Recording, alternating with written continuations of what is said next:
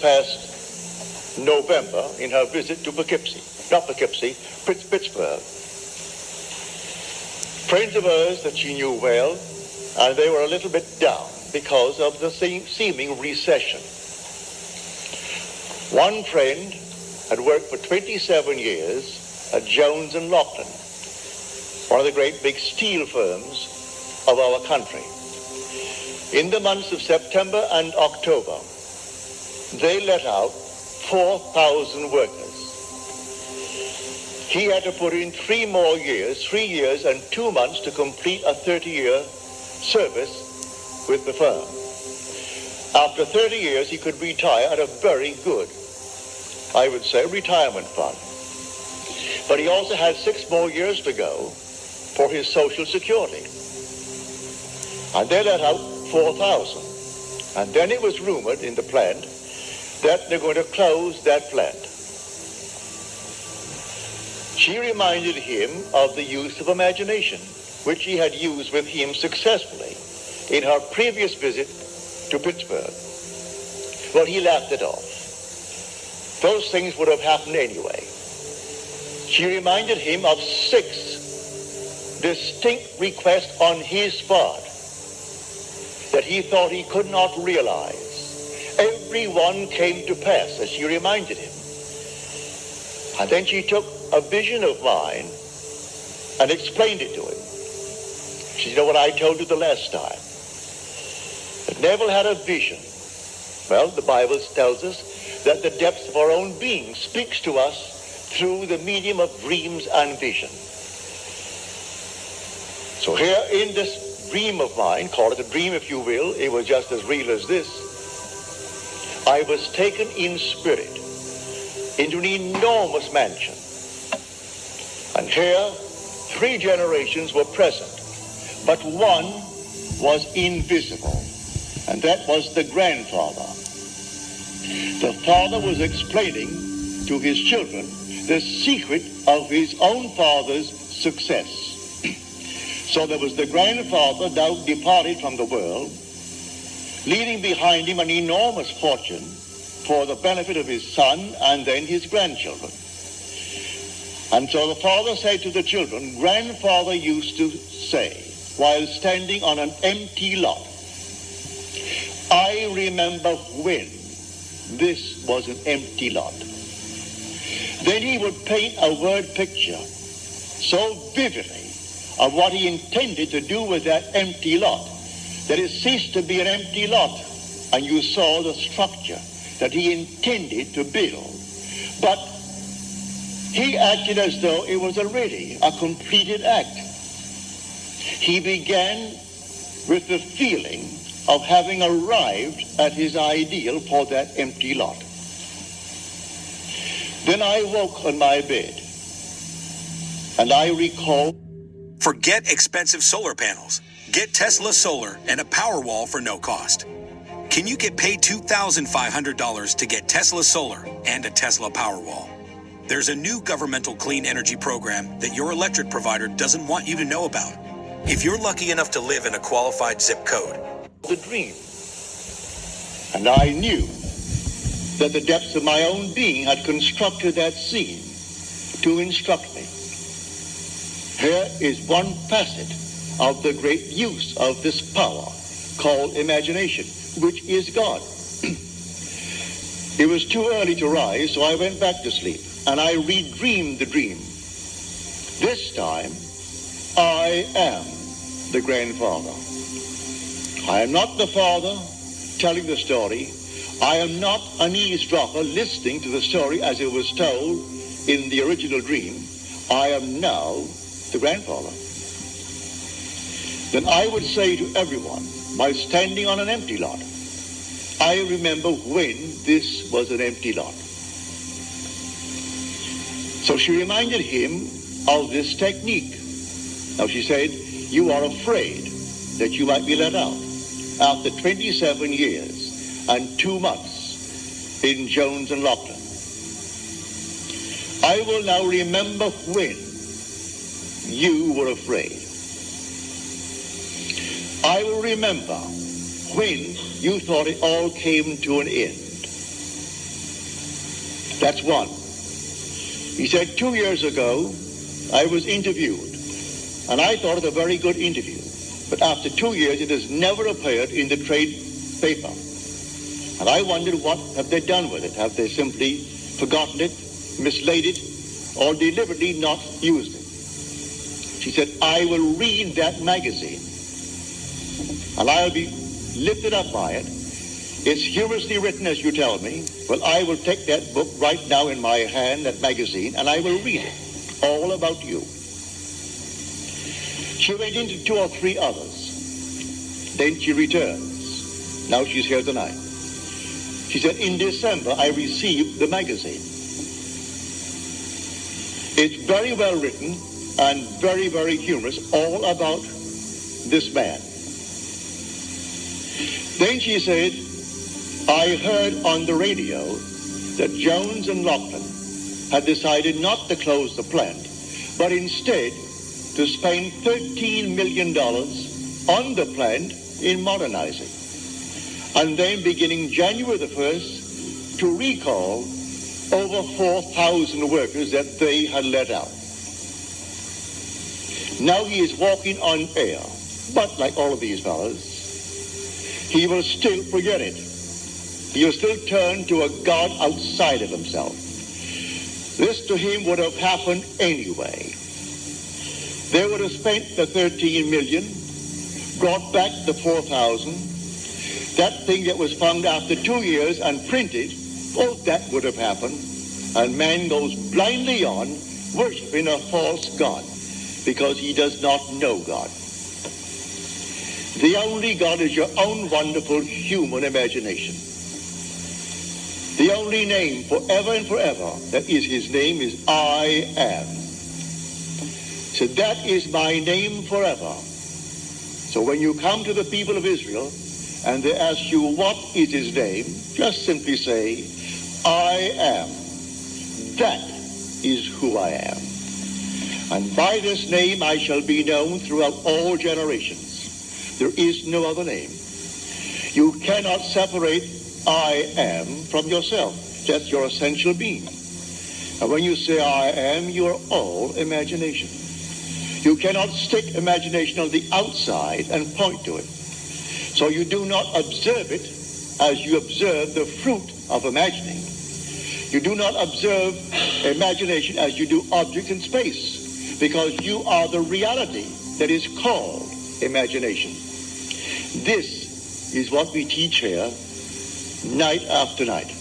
Now you can test it. What would the feeling be like if it were true that I am now the man that I would like to be? What would the feeling be like? Catch the mood. For the mood determines the fortunes of people rather than the fortunes determine the mood. Man puts it just the opposite. If I had $1 million, he said, oh, I would feel so good. Now, feel as you would if you had it. Catch the mood, and the mood will create that objective hope, if that is your hope. What would the feeling be like if you are now the person you want to be? Well, catch that mood, and wear that mood as you would a suit of clothes. And that mood will actually create an objective state that reflects that mood. That's what she did. She put herself into a mood, actually feeling that she was reading a story of her friend. And here it came. It's a complete spread, 2 full pages, all about this man.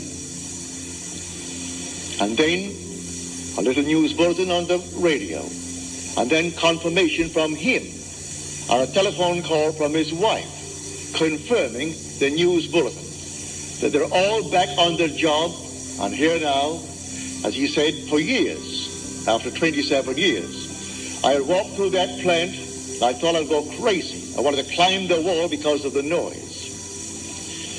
When I heard the hammers, and the bellows, and the furnaces, and all these thousands of workmen, that constant din, I wanted to climb the wall. Now, after 4,000 were let out, my footsteps echoes through the entire area. I would like to run and scream, running towards my office. What he does in the plant, I do not know. But if he goes towards his office, undoubtedly he has an executive position in that place and is not working at the furnaces. But he said, you can't imagine when 4,000 were let out, how empty the place was.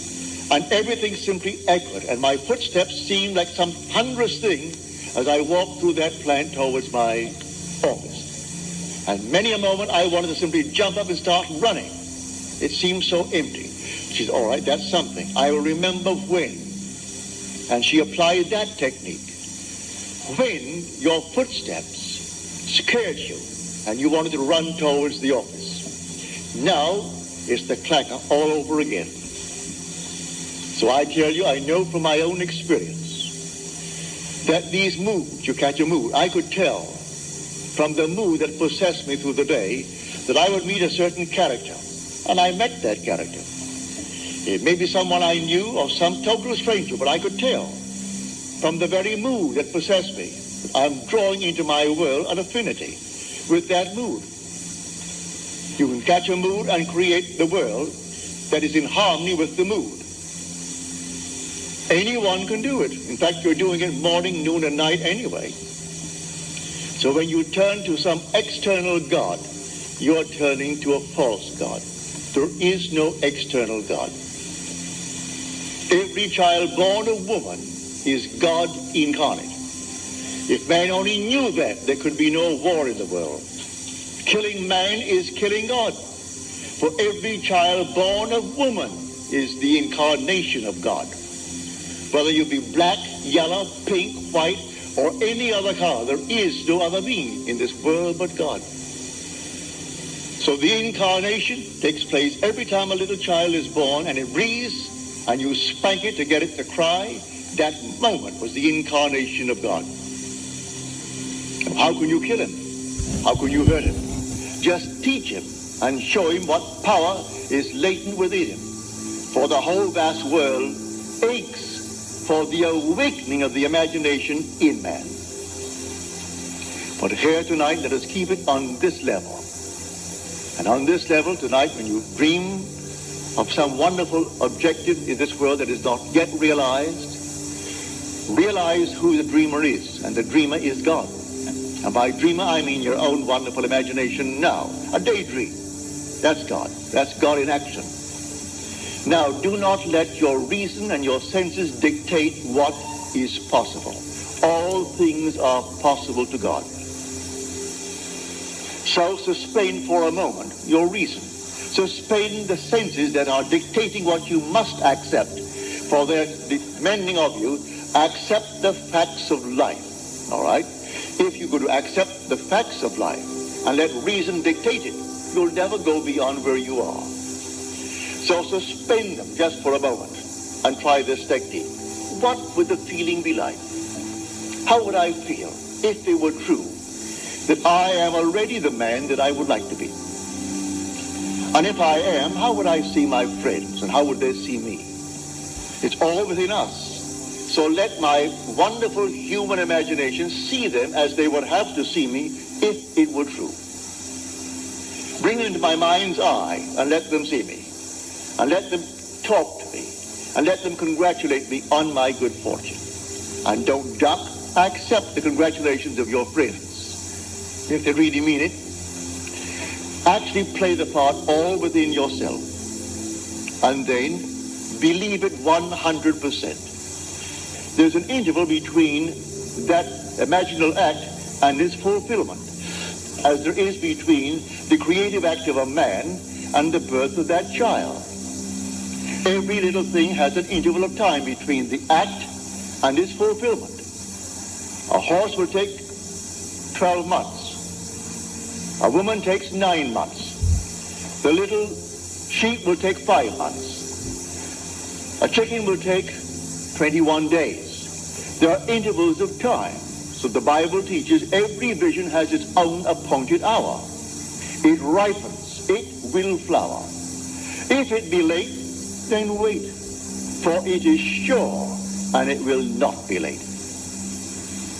Different intervals of time. So it may take me a longer time. In this case with this man, 2 months to bring back 4,000 who were unemployed, to put his mind at rest that he doesn't have now to feel that he's going to be fired. He can put in now the extra time. Only a little while, 3 years and 2 months will complete his 30 years with Jones and Lachlan. And then what's a man of his age? 6 more years and then Social Security. So he'd have both. If it happened now, he wouldn't have it. He would be cut on Social Security and he would be let out without a good retirement fund. So she goes back and she reminds him that it happened before. He couldn't afford the roof for the house. And she said, I will see the roof on the house. I remember when it needed a roof. And so she told him, I recall telling you, I remember when it needed it. Well, soon after, something happened in his work. He got the money and the roof is on. The wife wanted an organ. Couldn't afford the organ. All right. She said, I remember when you didn't have one. She has the organ. And she took one after the other. Of all these things, he's still, with all the evidence in the world, he is still working on some outside God. He thinks he's doing the wrong thing. He feels that if perchance that man is simply a devil incarnate, and he's taken me from my real God, which means something external to himself that he fashions out of his own mind and fashions with his hand, because all these little nonsenses that we buy and stick them up as holy objects. First of all, no artist really ever designed them. It's an offense to speak of an artist when you see these horrible monstrosities that we buy and stick around the place and call them religious objects. So, find who he is. He is the living God. He is not a dead God. So I tell you that all that you behold, though it appears without, it is within, in your own wonderful human imagination, of which this world of mortality is but a shadow. All things exist in the human imagination. And everything you see as an objective reality was produced by imagining. Think of one thing, just think of one thing that would simply deny it. You can't think of one thing. So you go to the moon. You first had to imagine it. Had to imagine everything concerning the machine that took you to the moon. Everything in the world first has to be imagined and then executed. All right. The intelligence to do it will come, but you take the blueprint first and conceive it and dwell in it as though it were true. And no power on earth can stop it from becoming so. Your visions will clarify itself. At night, it's a different kind of a night. Your days are different. You see people differently. You can't walk by any man and not see him God incarnate. Can't do it. Even if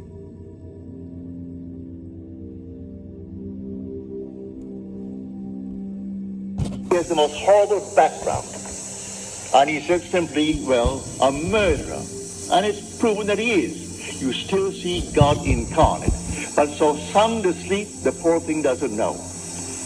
If you could only just get to him and show him that he really is God incarnate.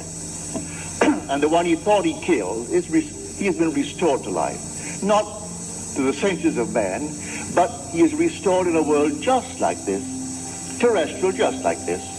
About his business, he continues his work until he too awakens from this dream of life. But all will awaken eventually.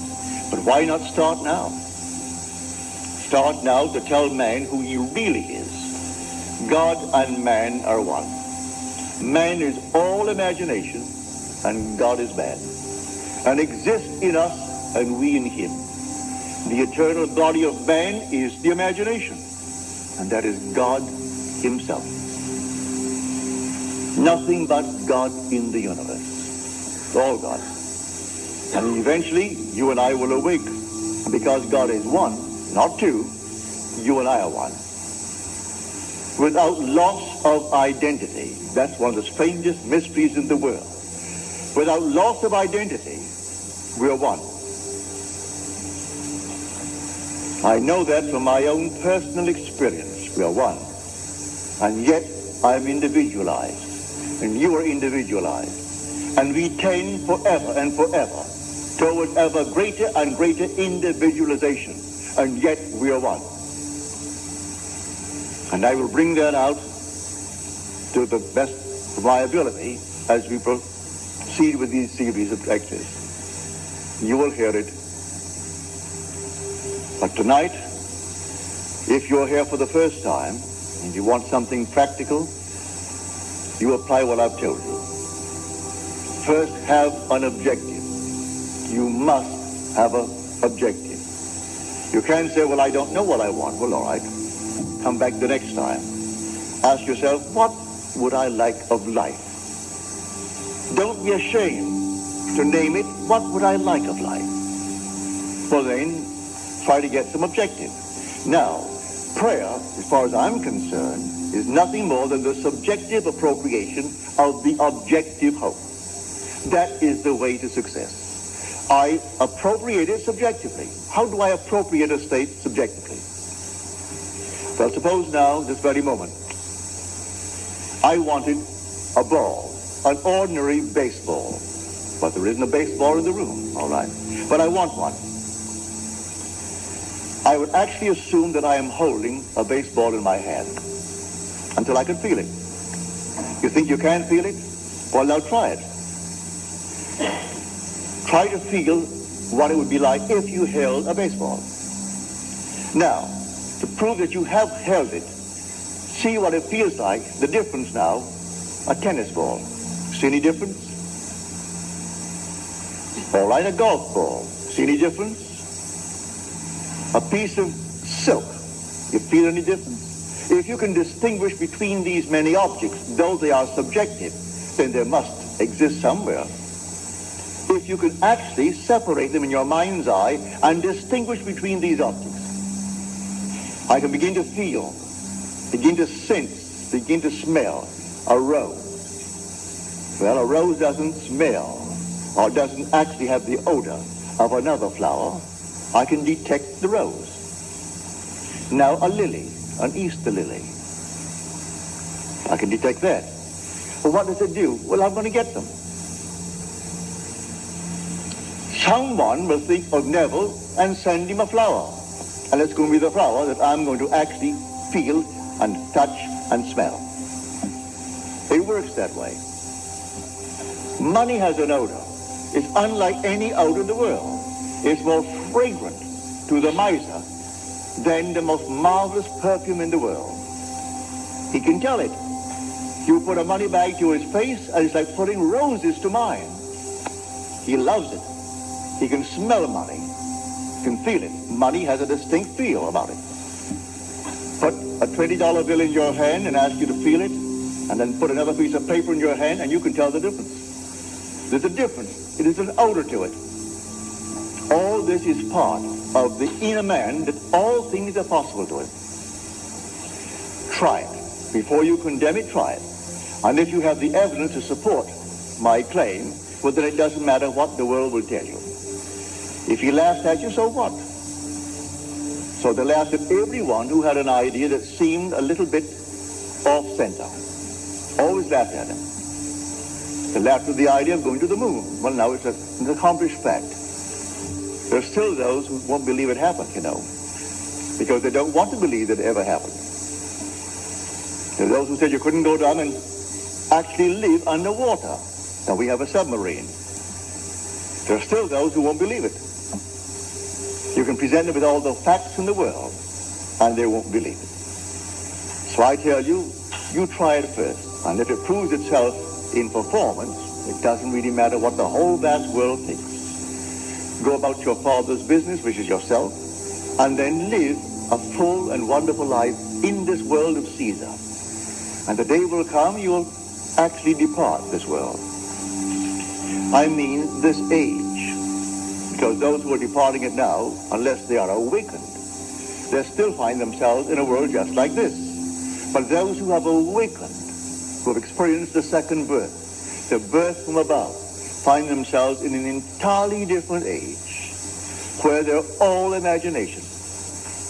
And they are perfect. And wherever they go, everything is perfect. You don't have to raise a finger to make anything perfect, because they're perfect. All things must conform to them, for they're perfect. That's heaven. So heaven is not an area, it's not a realm, it's a body. And when that body is awakened within you, which is the wonderful human imagination completely awake, then wherever you go clothed in that body that is completely awake, everything is perfect. If you found yourself in a forest of dead trees that all burst into foliage, in the desert they would all bloom like the rose, because you are there. No blind man, deaf man, no handicapped man could stand in your presence. He would be instantly transformed into a perfect man because you are perfect. That's heaven. It's harmony. So it's not a place where you're going to go, pearly streets and all that nonsense. No. It's just simply you in a world that is perfect because you are perfect. And the day will come, you will awaken that body where it's in you now. That body is in you, but it's sound asleep. And one day you will experience the resurrection. And you'll know the mystery of the resurrection. When you rise, and you rise within yourself. For the grave in which Christ is buried, as the Lord is buried, is your own skull. That's where he's buried. And in that tomb where he is buried, one day he will awake and he will come out of that tomb. And it's you who comes out of the tomb. And you'll know who you are. He is buried in every child in the world, this universal being, and yet one. Billions of us, and yet only one Lord. And that one Lord, in his fullness, is buried in you, individually. And when you awaken, you are he. So tonight, take a go. Make it a lovely go, either for yourself or for another. For any time that you exercise your imagination lovingly on behalf of another, you're mediating God to that other. So, bring a friend before your mind's eye. Represent him to yourself as the man or the woman that you would like them to be. And don't tell them, ask for no praise, just assume that they're talking to you and telling you the most marvelous news about themselves. And you congratulate them on that good news. And go your own way. Believe in the reality of that imaginal act. It may happen tomorrow. It may happen the day after, or a week later, or a month later. It has its own appointed hour, and it is ripening, and it's going to flower. So don't be concerned. Leave it alone, and it will come to pass. So this is what I mean by feeling is the secret. I catch the mood, the feeling that would be mine if I were what I want to be. I don't have to touch something. I can if I want to. But it's the mood I'm speaking of. What would the feeling be like if she were well? If she were this? And then you catch it just as though it is true. You always go to the end, and the end is where you begin. We're always imagining ahead of our evidence. So go to the end and feel the end. And then dwell in that end, even though reason denies it and your senses deny it. You turn your back upon the doubters. That is your senses and what reason dictates. That's the hell or the devil or Satan in the world. That's the doubter. So you turn your back upon it. And then you walk as though things were as you want them to be. And living in that assumption, it slowly hardens into fact. Even though at the moment of the assumption it was denied by reason, an assumption, though false, if persisted in, will harden into fact. So you learn to assume and learn to persist in the assumption, and it will come to pass. Now let us go into the silence, after which we'll have questions.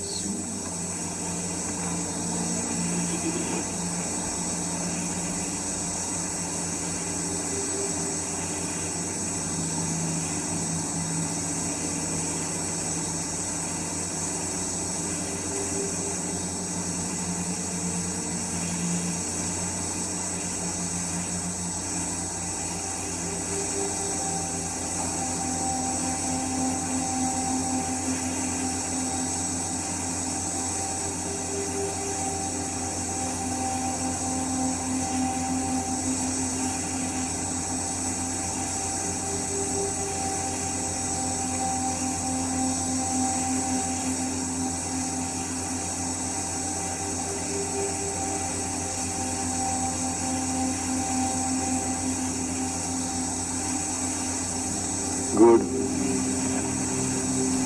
Well, I hope you call it good mood. It'll work. Now, are there any questions, please?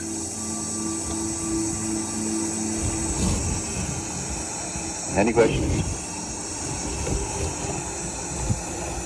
Yes, sir. But Neville, thank you for never so wonderful for this teaching. Well, to answer your question, I must just go back and explain it to those who are here for the first time. No. I make the statement based upon my own experience that nothing dies. And that's not only true of man, it's true of the flowers, of the animal world, of the trees, of everything.